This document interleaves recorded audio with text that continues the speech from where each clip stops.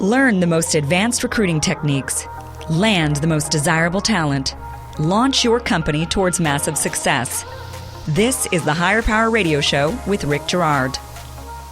So what are the three biggest challenges in building a distributed team as a startup? Today, we're discussing how to hire, build process, and lead in a distributed model. Uncovering the right people hinges on the individual's desire and their emotional intelligence. Today's quote, completing one another is more important than competing with one another. And that was our friend John Maxwell. I'm Rick Girard, and welcome to the Higher Power Radio Show.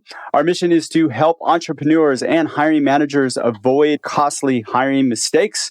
We identify a specific problem and provide proven tactical solutions to solve your company's toughest hiring challenges. We share insights from top-performing rebel entrepreneurs, disruptors, and industry experts like our guest today, Mark Angel. Mark is the CEO of Amira Learning, a fully distributed software company that is reinventing learning to read with artificial intelligence. Mark formerly served as the Chief Technology Officer at Renaissance Learning, where he led the R&D organization and worked on the two most successful reading apps in the United States. He's the founder of 3 successful startups and the chief inventor on more than 10 patents in the areas of search. In his past lives, Mark has served as CEO, CTO, general manager for innovators in the realm of artificial intelligence and natural language processing for companies like Ernst & Young, Nuance, and Kana Software. Mark, welcome to the Higher Power Radio Show today. Well, thanks, Rick. It's great to be here. It's great to have you. Now, in full disclosure to our audience, I know Mark. I've had the pleasure of serving and helping him to build his company, so I want to get that out there right up front. So great to have you. Thank you. I know you guys are super busy, and thank you for taking the time to be on the show. I appreciate it. That's my pleasure. So we're going to cover a few things today. We're going to talk about the story of the challenges you faced when building your distributed company, the 3 biggest issues you struggled with, and tools and solutions that work best for you and your team. How's that sound? Great. Sounds perfect. Perfect. So let's talk about the challenges. Tell me the story. Well, this is one of the first companies I've been associated with that made a conscious decision to be 100% distributed from day one. We actually have no office, no physical location. Our folks are distributed around the United States, and we have some people even overseas. So the biggest challenge was really figuring out how we could make the ultimate in a non-physical located team really function at the highest level of performance. And we've learned a lot, Rick, over the last couple of years about how many things stand in the way of making a true distributed model really work. Now, why did you guys make that conscious decision to go fully distributed model? Yeah, it's a great question. You mentioned that our mission is to reinvent learning to read with artificial intelligence. Turns out that to understand learning to read, you have to know a lot of specialized things about reading science and neuroscience. Mm-hmm. Turns out, as you probably would expect, that to build artificial intelligence, you've got to have a tremendous amount of skill in data science and computer science. So we found from the beginning that to get the world-class people we needed and wanted to become part of Amira, we had to be able to work with them where their lives required them to live. We work a lot with Carnegie Mellon, that's in Pittsburgh. We work a lot with folks from Renaissance, that's in Wisconsin. We work with a lot of great people on the West Coast in Silicon Valley. So we really decided the trade-off to get the absolute best folks was worth it. How do you guys get together? We have developed a lot of both cultural and technology approaches to bringing people into a highly collaborative and dynamic environment. So one thing we do is make aggressive use of Agile. Another thing we do is use a lot of the latest and greatest tools like Zoom and Google Docs and Slack and on and on. And one thing we do is understand that sometimes people need to look each other in the eyes. So we have quarterly meetings and other mechanisms where we do actually get people into one room in one place. Okay, so quarterly, you guys will actually actively meet at some place and work for a few days. We do. Perfect. And we found that's a great way to kind of renew the connections and ties and get everybody back into a mode where they feel really comfortable reaching out through the more technology-driven approaches. Okay. So let's talk about how you guys learned to hire through a distributed model, because this was a trial and error thing for you guys, right? The first time you've ever done this? Yeah, you saw some of that, Rick. You had a bird's eye view. And what we learned right away is that we needed to put the distributed model up front, part of the screening process. We had a bunch of experiences where we'd get people really enthused about coming to a mirror, and we'd be enthused about them, and we'd spend weeks, and then we'd get to the offer stage, and they kind of have this moment of self-realization where they sort of said, you know what, we're not really comfortable kind of working out of our living room, or we're not comfortable with the idea that we won't be elbow to elbow with colleagues, and they decline. And it was a tremendous waste of energy and effort on both sides. So we learned to really put this up front because people aren't self-aware the way they are about compensation and other things about the work mode that they're really comfortable with. So you mentioned that self-awareness, and that's kind of interesting. Yeah. Do you feel that some of the people that you talked to, they were desperately looking for a job, so they were willing to kind of navigate past that in order to see how things played out? Yeah, as you know, Rick, talented people right now aren't desperate for a job. But, no. What often happens is that we would go into recruiting mode, and we have a great story. The technology that they would work on would be exactly what they wanted. We were giving them a mission that really made a lot of sense. So I think what was happening is that they didn't come directly to the importance of the distributed model in their day-to-day life until later. Until it goes down to the end. Yeah. It just wasn't front and center, right? They're thinking about, gee, I really want to work with AI. I want to work with TensorFlow. I want to work with great people. I want to work at a good salary and with options and upside. And so they hear all the things that they were looking for and that were front and center for them. And it wasn't until the rubber hit the road that the concerns about the distributed model would kick in. So that was really the biggest problem that you had to overcome, was distributed model format. Yeah, and I think early on, the way we would handle that, just not screen for it, is, there's a ton of people where the distributed model is gold. It's the way they really like to work, the way that they've come to be comfortable, but we weren't doing a good job of getting to those people and identifying them, and we had to switch things around to make that happen. You have no location, and effectively, you guys all work completely remotely from either a WeWork or home. That's right. Okay. We do give people a choice in that regard. You just mentioned that. What it doesn't necessarily mean for us is that everyone is working out of their house or home office. We actually give people a stipend. That's one of the things we learned, so that they, if they desire, can go to a WeWork office or some other shared office facility. If they don't want to do that, then they pocket the stipend. We did that as, again, another way to help people optimize the distributed model for themselves, because for some folks, they're very comfortable working with the collaborative technology, but they still like to get out of the house and separate themselves from the home environment. So I know I can't work from my house. It's brutal. There you go. I'm the same way. So I understand. Absolutely. I'm in a shared office space, a tech space as well. So I got to tell you, it's the best thing ever, because I have an 8-year-old daughter, and I'll tell you right now, like, she's on vacation this week. I'm not getting any work done. Exactly. So you're putting your finger on it. We kind of learned this horses for courses thing, and we want to give people the right kinds of choices and options so that they can find the best balance between their life and their work life. And we've evolved to this idea that, if you are comfortable working at home and your situation facilitates that, great. If you're comfortable working a shared office facility, great. Whatever really makes sense for you. And we even have people who do a mix. They work at home a couple of days and they work in a shared office a couple of days.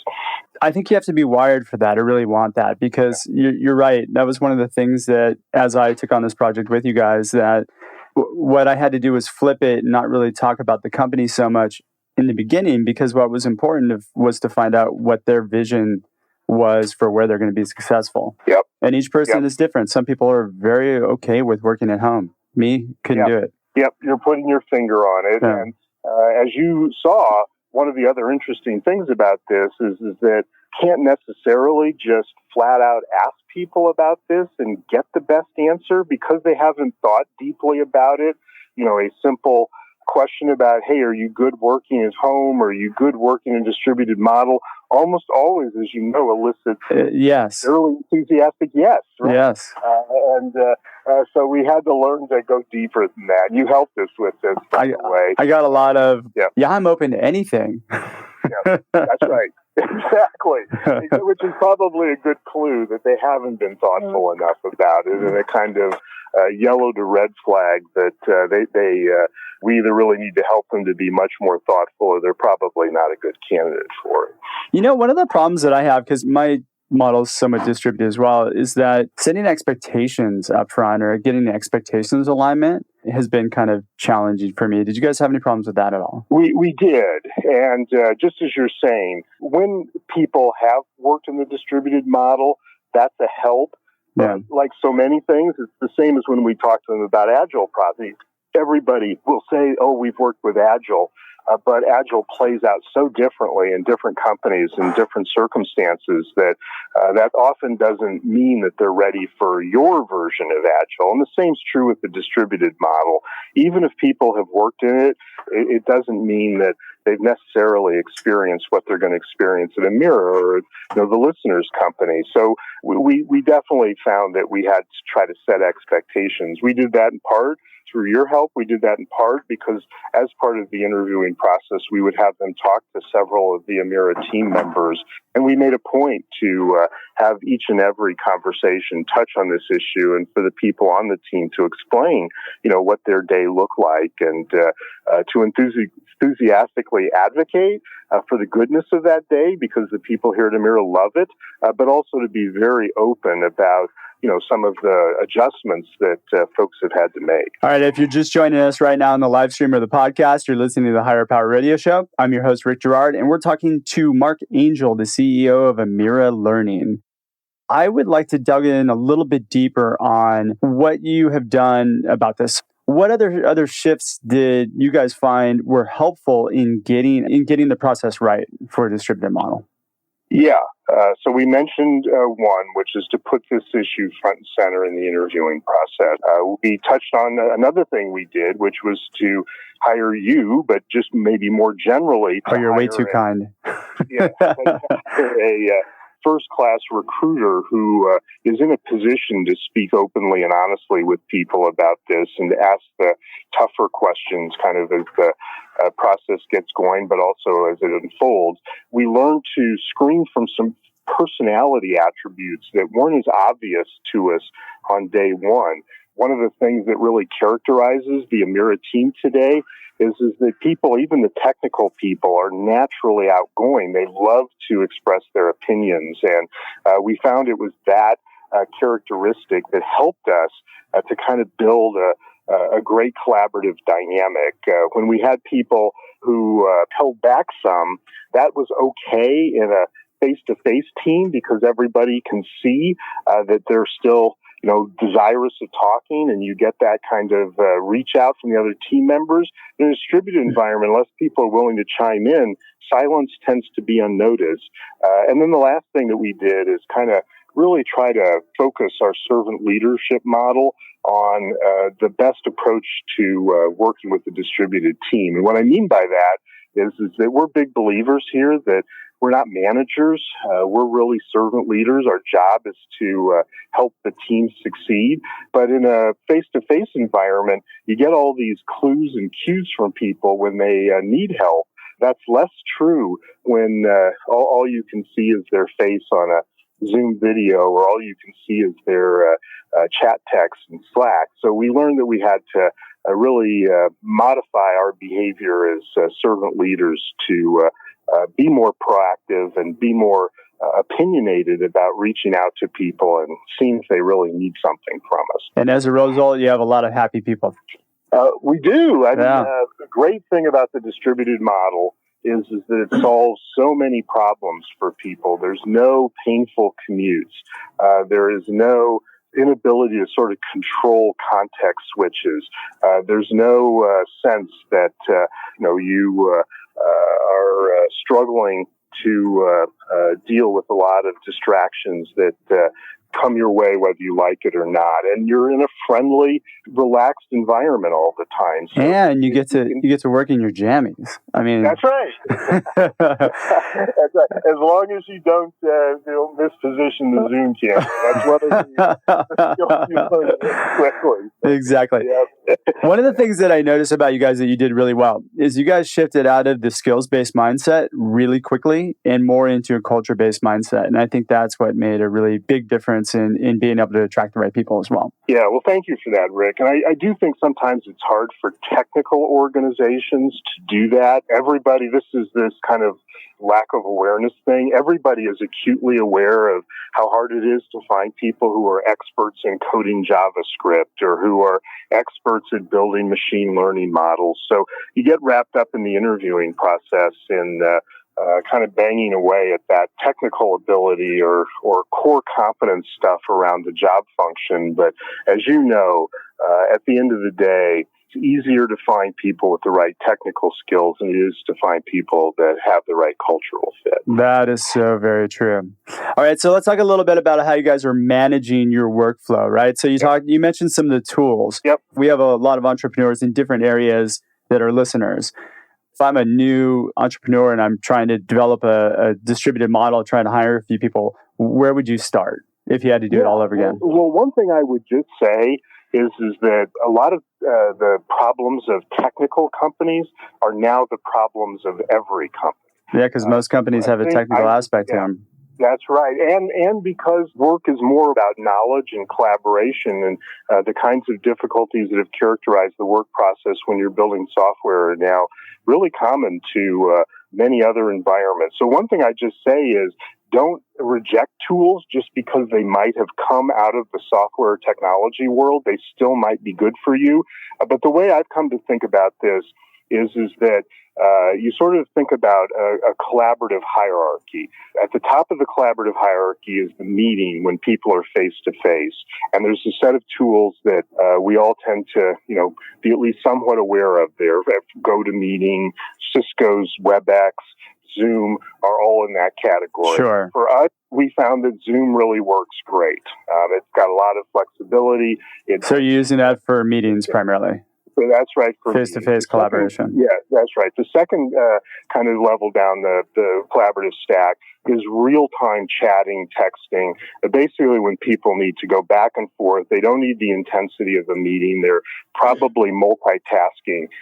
There again, there's a lot of choices. For us, after some experimentation, we settled in on Slack, which has become pretty much of a standard in that area.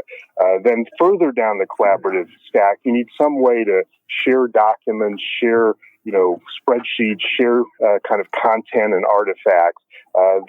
We started with Office Online. It had some issues for us. We ended up with the Google Suite. I think the big advice I'd give is to make sure you've got a tool in each of those three areas that's working for the team, and that you do try more than one thing to make sure you're really understanding the pros and cons of some of these things.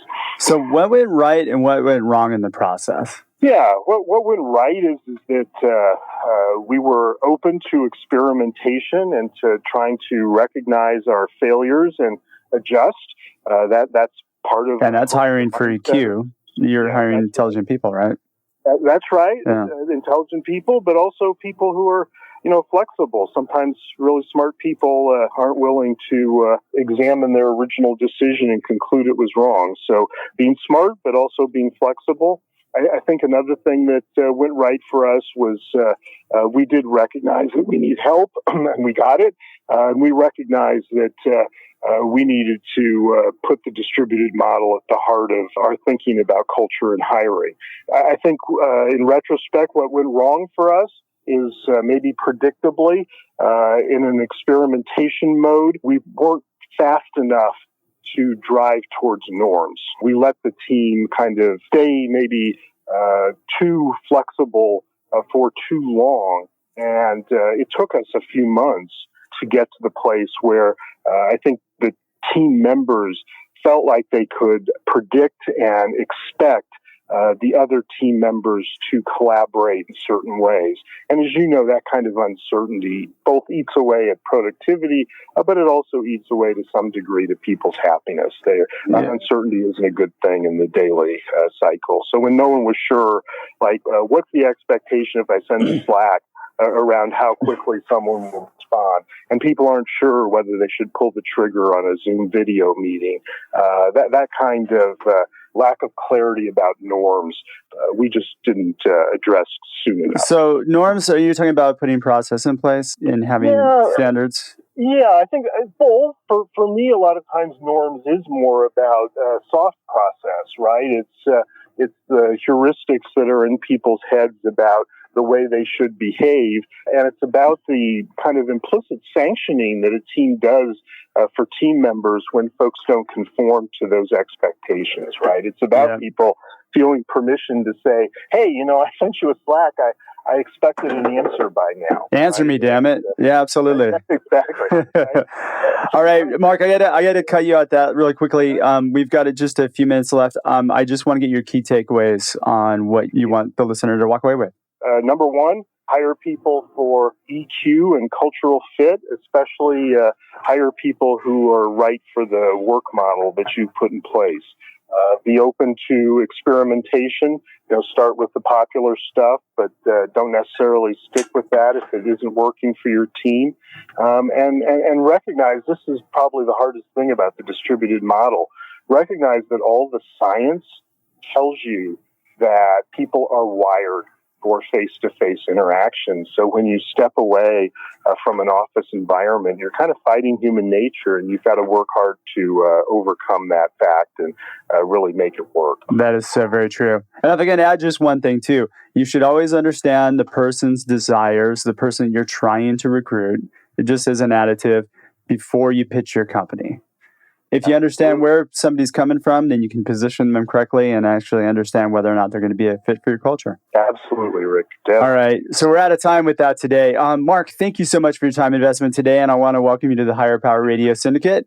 Now, what would be the best way for members of our community to find you, your website, your company? Yeah. We're at www.amira.learning.com, and you can reach me at mark.angel@amiralearning.com. I want to thank our listening audience for tuning in to this week's episode of Higher Power. A quick thanks to our team, our engineer, Paul Roberts, our producers, Andrea Ballin, Shanti Ryle, and Ayla Gerard.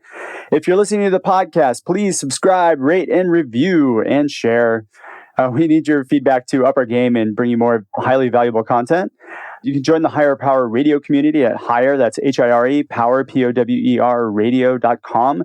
And you can find us on all the various web platforms, including Spotify, TuneIn, and YouTube. Follow me on LinkedIn. You can follow me at Rick Gerard. Tune in next week. Our guest is going to be Mike, the Batman Cohen. He's the recruiter for Wayne Technologies. I'm your host, Rick Gerard, and you have been listening to the Higher Power Radio Show. Aloha. Thank you for listening to Higher Power with Rick Gerard on OC Talk Radio.